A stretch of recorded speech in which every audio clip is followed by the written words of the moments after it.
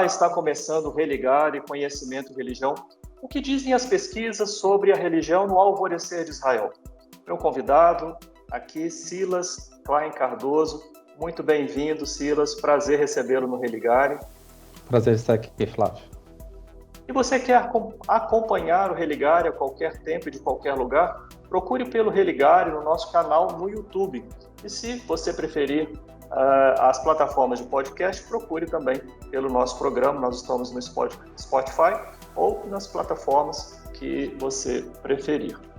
Silas, primeiro destacar que nós vamos falar aqui de uma pesquisa premiada, né? Você recebeu não só o prêmio de melhor tese no ano relativo ao ano de 2019, prêmio CAPES de tese 2020, mas também melhor tese no Colégio de Humanidades na CAPES. Qual é o caminho para uma pesquisa premiada? Eu acho que a tentativa foi de analisar as fontes com o maior rigor possível dentro de um quadro conceitual e se deixar levar pelas perguntas, né, pelas questões que vão surgindo e que vão desencadeando novas e tentar responder a essas também. Como é que surgiu o seu interesse pela história da religião em Israel? Na verdade, eu sempre fui interessado em arte e Bíblia, né? Desde pequeno, sempre tive uma fascinação imensa pelas histórias do Antigo Testamento, aquelas narrativas miraculosas, grandiosas. E, por outro lado, eu sempre trabalhei com arte, né? Sou um designer gráfico também, trabalhei durante 15 anos, desde muito cedo, então, em agências de propaganda e estúdios de design. E quando eu comecei a estudar teologia, eu fiquei absolutamente fascinado pela exegese do Antigo Testamento. E, ao mesmo tempo, comecei a notar alguns problemas dentro da minha visão comunicológica, né, sobre a exegese. Por exemplo, a falta de imagens, né, que é um problema basilar na interpretação do Antigo Israel, mas é também um problema da nossa interpretação do Antigo Testamento de acordo com o nosso contexto acadêmico. Quando eu comecei a pesquisar sobre esse assunto, né, primeiro em uma forma de iniciação científica, depois no nível do mestrado, eu comecei a notar que não era apenas a falta de visualidade, né, mas também a própria falta de um toque material na religião do Antigo Israel. E eu tinha um professor, né, muito estimado, o professor Técio Sequeira, e ele sempre falava, né, e me marcou muito sobre a questão dos sacrifícios em Israel. Ele falava, mas sacrifício é churrasco. Tem cheiro de carne, tem fumaça de carne, tem textura de carne. E começando a pensar sobre isso, eu comecei a ver o quanto não combinava esse lado sensorial da religião com os tipos de estudos aplicados. Então, a partir disso, eu comecei a afunilar minhas pesquisas na questão da história da religião do Antigo Israel, tentando trazer esse lado material, né? Tanto através de lugares de culto, quanto também a partir de objetos de culto e práticas culticas. Então, unindo esse quadro, né, esses diferentes objetos, eu achei uma fase muito mal explorada da história do Antigo Israel, que são esses princípios, né, esse começo, esse alvorecer, né? Geralmente, os historiadores eles se apegam muito às narrativas posteriores, né? Então, eu tentei procurar com fontes primárias ou diretas como se investigar isso. Então, foi a partir desse caminho meio estreito que eu comecei a trabalhar nessa área. Quando você fala, né, dessa religião no alvorecer de Israel, né, qual que é exatamente o tempo? Né, nós estamos falando de que período? Né, qual que é a sua perspectiva aí, digamos, espaço-temporal, né, na sua investigação? Sim, há teorias divergentes sobre quando esse antigo Israel, que nós devemos colocar entre aspas, quando ele teria começado. A primeira referência epigráfica que nós temos é uma estela no Antigo Egito de 1207, a estela do faraó Merneptah. A partir desse momento, a gente sabe que existia algo nomeado como Israel naquela região. E algo que é muito interessante é que essa própria estela, ela diz da destruição desse Israel. Então, é um problema, porque a primeira menção fala que já não existe nenhum vestígio dessa coisa que nós pesquisamos depois.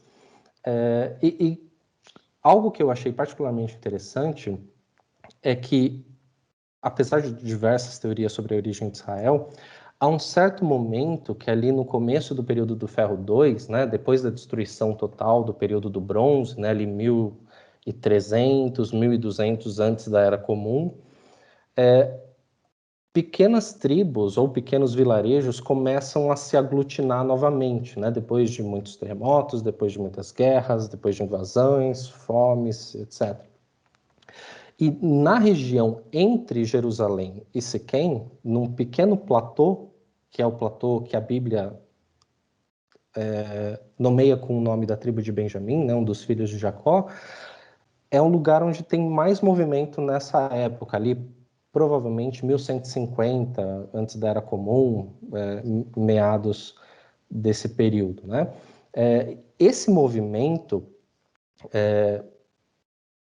a construção de vilas em série, né, ele começa a mostrar uma certa complexidade sociodemográfica, né? E isso combina de uma forma muito curiosa, e não é sempre que os textos bíblicos batem com o registro arqueológico, né, como as pessoas estão acostumadas a saber, com o período que é descrito como o período do rei Saul, né, que teria formado uma primeira organização, né? Então, quando eu me refiro às origens do antigo Israel, estou me referindo a esse pequeno povoado, né, ali do platô de Benjamim, e é uma série de vestígios materiais que eles deixam, né, principalmente como fortes, vilarejos e cidades com uma certa similaridade arquitetônica, né, o que supõe-se seja um planejamento arquitetônico estatal, né, não estatal, mas pelo menos supra-vilarejo, né, se a E gente pode chamar assim. quando, para fazer essa pesquisa, tem aí arqueologia, tem história, é um trabalho, você diria, interdisciplinar? Sim, Eu li você falar em antidisciplinaridade na sua tese. exato. Exato. É um termo que foi bastante discutido na defesa. É, uma questão que eu me peguei pensando quando escrevi a tese é como enquadrar essa pesquisa, né? Nós sabemos que ciências da religião, ela é ou elas são, né? Aí já é um problema em si, mas ela depende muito da interdisciplinaridade ou pelo menos da interface entre diferentes disciplinas. Mas um problema que eu tive foi que eu precisava, eu tinha um escopo de tempo, né, um escopo geográfico muito limitado. E eu tinha diferentes fontes para analisar. Eu tinha algumas fontes epigráficas, então precisava de paleografia, precisava da iconografia para analisar fontes visuais, precisava da arqueologia para analisar os vestígios, e também precisava da exegese do Antigo Testamento, né, dos estudos bíblicos, para analisar os textos. E essa dificuldade de enquadrar minha pesquisa em qualquer um deles, até mesmo na própria área, né, que geralmente privilegia um pouco textos, né, dentro da sua Sim. expressão geral, foi difícil de mapear. Eu encontrei nesse conceito de antidisciplinaridade uma forma de unir através do objeto. Então, e tem uma questão a mais. Além da própria característica das disciplinas movidas pelos seus objetos de estudo, tem também a própria tradição disciplinar de cada uma delas. Por exemplo, se eu fosse privilegiar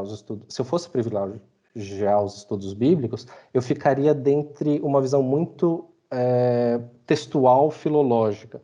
Se eu fosse para arqueologia, eu ficaria só na parte material. Então, eu decidi abandonar esse aspecto, né, numa sugestão de uma acadêmica do MIT e também do J.W. Mitchell, né, que é um historiador da arte, né, se a gente pode chamar ele assim, porque ele se chama de antidisciplinar também,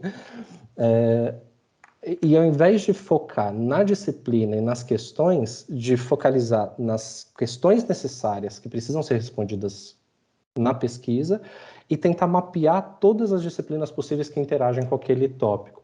Então, assim, eu tentei acessar os diversos pontos cegos, que eu chamo, né?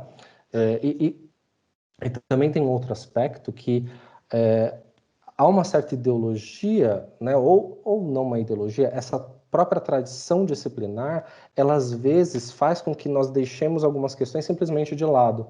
E isso na minha área primária, né, que é estudos bíblicos, acontece muito, né? Por exemplo, essa questão da materialidade que eu citei, ela não seria acessível, né? Geralmente se busca mais o âmbito da crença, da visão de mundo, né? Então, assim, foi uma forma também de sanar esse problema traditivo dentro da disciplina. Bem, vamos continuar a conversa no próximo bloco, porque eu quero saber sobre essa categoria com a qual você trabalhou, que é redes mágico-míticas. Nós vamos deixar para o próximo bloco. No Religare de hoje eu converso com Silas Klein Cardoso e nós estamos falando sobre a religião no alvorecer de Israel. Nós vamos fazer um rápido intervalo e voltamos já.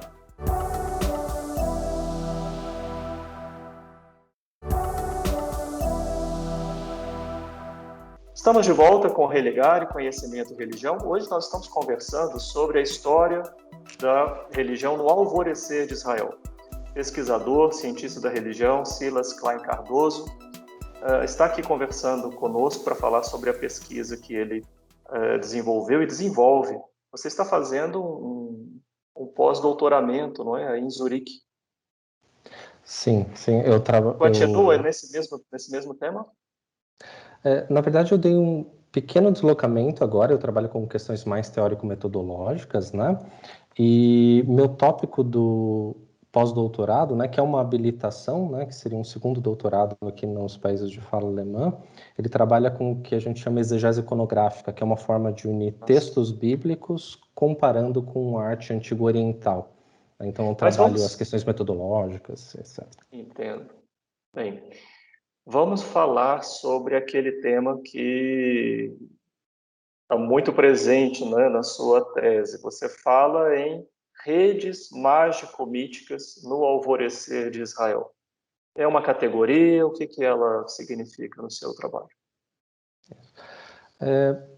Eu acho que é importante começar explicando o que eu considero redes mágico-míticas. Esse conceito ele nasce a partir de um problema que eu tive acessando a literatura, né? Eu acho que, como todo cientista da religião, se pega pensando em alguma fase da carreira, ou em todas, a questão de o que é religião, e como acessá-la, 2. Então, esses dois problemas, eles acabam permeando toda a nossa carreira, e quando eu fui acessar as fontes, né, e foi mais partindo das fontes do que propriamente da delimitação de objeto, eu estava em dúvida sobre qual conceito utilizar para análise, né? Então, como identificar a religião no passado. Se nós utilizarmos uma categoria ou um conceito de religião, como por exemplo de Clifford Geertz, né? A gente acaba ficando muito ligado, por mais que ele tenha a questão das ações ao lado das disposições, né, como ele diz, ou seja, prática ao lado dos conceitos, né, ou das visões de mundo, ele ainda é muito abstrato. E tanto meu acesso às fontes, né, antigas, quanto também a própria perspectiva da materialidade, eles exigiam um toque um pouco mais material, né? E o próprio Clifford Geertz foi bastante criticado por causa desse conceito que falam que é uma espécie de teologia antropológica, né? Alguns dizem. Então, na verdade, eu peguei esse conceito e tem um jogo de conceitos aqui, né? Talvez um jogo de palavras, né? Quando eu trabalho com mágico-míticas, eu estou trabalhando, na verdade, com duas categorias da comunicação, não das ciências da religião. Então, eu retomo o conceito do Willem Flusser, né? Que ele fala do mítico como uma cultura oral, né? E do mágico como uma cultura material. Então, uma forma de você... E é muito interessante a forma como ele fala, né? De você transportar sua memória para objetos. Então, você transforma uma pedra lascada numa imagem, numa memória de um dente, né? E eu acho interessante, além disso, é que, além dele observar essa questão da materialidade, da oralidade, né, que são bem presentes, ele pensa na estrutura de comunicação diferenciada. Então, por exemplo, ao invés de a gente dividir a comunicação entre receptor e emissor, simplesmente, ele fala da estrutura na qual essa comunicação se dá. Então, ele fala que em culturas sem escritas, e ali eu estou trabalhando em Benjamin, com uma sociedade sem aparato burocrático e sem indícios de escrita, né? Elas funcionam em forma de círculos. Então, há uma certa assimetria entre as comunicações com os diversos lados. Eu achei um modelo interessantíssimo, porque eu posso pensar em como conectar a materialidade dentre essas vilas diferentes a partir dessas formas circulares. Então, ao invés de pensar na conectividade como uma teologia de Benjamin, onde fosse um padrão, eu consegui, espero, né, através da análise estatística de motivos, motivos artísticos, né, e artefatos que apareciam, conjecturar sobre quais eram as crenças e as práticas que eles tinham. Então, por exemplo, eu notei que a grande maioria dos artefatos visuais representavam deusas ligadas ao ciclo de maternidade e fertilidade. Então, com isso, é possível pensar em como eles organizavam o próprio panteão deles, né? Então, um panteão que fosse ligado por uma figura materna, então, provavelmente uma cultura matriarcal. E assim eu fui passando passo a passo e tentando desenvolver, né, a partir dessa visão mais estatística, que não exigia uma uniformidade, né, nas concepções nem nas práticas. E é a partir daí que você fala da questão da família extensa, das convicções da lei mundo, aspectos como violência e guerra, é relacionado a isso? Que você fala desses três conceitos?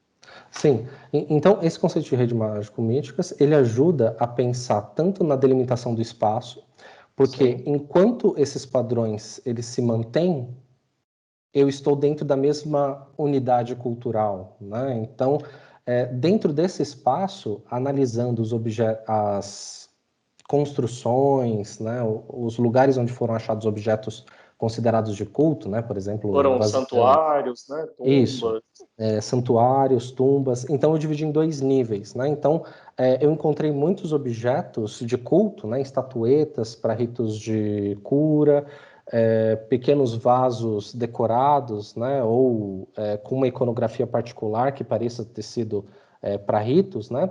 Dentro de casas. Também encontrei dentro de tumbas. Como as tumbas eram organizadas por famílias, eu associei isso ao nível familiar. Então, eles provavelmente tinham um nível familiar de culto, e além disso, eles tinham um segundo nível. Eles tinham alguns pequenos santuários, e são muito pequenos mesmo, são salinhas que nem as nossas que nós vivemos hoje, né? Mas que eles tinham objetos de culto em destaque. Então, você tem uma sala, por exemplo, em Ai, né? Que a cidade bíblica Ai, né? Que eles têm um vaso em destaque com garras de leoa saindo, né, dele, todo fenestrado, né, com aqueles ornamentos vazados, né, com uma série de estatuetas, e isso numa rua central da cidade, né? Então você pensa, eles têm provavelmente um culto público ali focalizado nessa deusa, né? Então foi uma forma de tentar acessar as duas coisas. E dentro desse espaço, o que eu fiz? As concepções artísticas, literárias e arquitetônicas que perpassavam todas as fontes, ou seja, se aparecia no registro iconográfico, epigráfico e textual, eu considerava como um conceito macro, ou seja, uma crença, né? Então, eu categorizei três. Então, tudo que eles faziam estava ligado com a família nuclear, na verdade é o termo mais correto, né? Depois eles tinham uma convicção além mundo, tudo era ligado também à iconografia da morte, ligado às tumbas, e também violência de guerra, né? As próprias cidades eram construídas como muralhas, né, que escalavam as montanhas, assim, é muito bonito de se ver, e também alguma iconografia ligada a isso, né? Então, assim eu pensei nas práticas e nas crenças, né, que aconteciam. E quanto a essas práticas, né? O que você pôde identificar, né? Quais eram essas práticas? Sim. Eu devo dizer que a cultura material ela é sempre ambígua, né? Então, o que a gente acaba fazendo? A gente associa o contexto do achado com a iconografia do achado, e eu trabalhei com o conceito de coleções de artefatos, né? Então, quando era só um objeto encontrado, eu desconsiderava e preferia a conjunção. Então, por exemplo, uma coisa muito interessante, perto as casas, elas tinham uma espécie de lareiras ou fogueiras, né? Tá mais para fogueiras do que para lareiras, né? E ao lado tinham geralmente estatuetas, as estatuetas e vasos rituais. A pesquisa da história do antigo Israel, né, da religião do antigo Israel, ela geralmente entende essas estatuetas como ligadas a ritos de cura, né? Então essa era uma prática corrente. Nos santuários regionais eles tinham crateras, né, que são vasos grandes rituais, geralmente com iconografia bovina ou leonina, né? Bovina geralmente o deus do tempo e leonina, feminina, da deusa da fertilidade, que serviam ou para fazer libações, né? Ou para o texto bíblico fala ofertas movidas, né? Provavelmente rituais que daqui a gente só pode conjecturar, né? E também eles têm um padrão de artefatos fenestrados, né, com esses buracos, que eu acredito que tenha ligação com jogos de luzes que eles faziam na época, né? Mas isso também é uma coisa que só se pode conjecturar. A partir da posição, e a gente encontrou um vaso in situ, né, no lugar, que estava diretamente virado para o lugar do sol nascente, né? Então, provavelmente tinha algum jogo de luz e sombra ali que, na minha concepção, pensava no além-vida, né? Além do... Eles também tinham kits de... como se fossem kits de maquiagem, né? Ligados a essa iconografia da morte, que parecem ter alguma coisa ligada com o além-mundo, né? Então, são achados muito interessantes da região, né? Muito Ainda mais bem. quando visto dentro de um sistema só, né? Bom, eu tenho só um minuto, né, de programa. É uma pena porque tem muita coisa que a gente acabou não conseguindo conversar, mas fica então para uma próxima oportunidade. Tem o seu livro também que deve sair até final desse ano de 2021. Espero que saia até o final desse ano, sim. Vamos torcer, vamos aguardar pelo seu livro. Você identificou algum sistema cultural religioso benjaminista? Sim. Eu acredito que essa região ela tinha um sistema religioso, né? Então, quando eu falo dessas práticas e dessas crenças, eles estão dentro desse mesmo sistema. Eu só tomo cuidado com o termo sistema devido a essa assimetria dele. Mas isso que eu chamo de redes mágico-míticas, né, seria talvez o sistema religioso deles, né? Então eu uso tanto como proposta de pesquisa como uma quase resposta. Silas, muito obrigado pela sua participação, parabéns pelo seu trabalho. A gente vai ficar aguardando a publicação do seu livro. Você volta aqui no Religare para contar para nós quando ficar pronto. Será um prazer. O Religare é um projeto de extensão do Programa de Pós-Graduação em Ciências da Religião da PUC Minas. Você pode saber sobre as nossas atividades e cursos acessando a nossa página, que está em pucminas.br/ppgcr. O Religare de hoje fica por aqui. Um abraço muito cordial e até o próximo Religare, Conhecimento e Religião.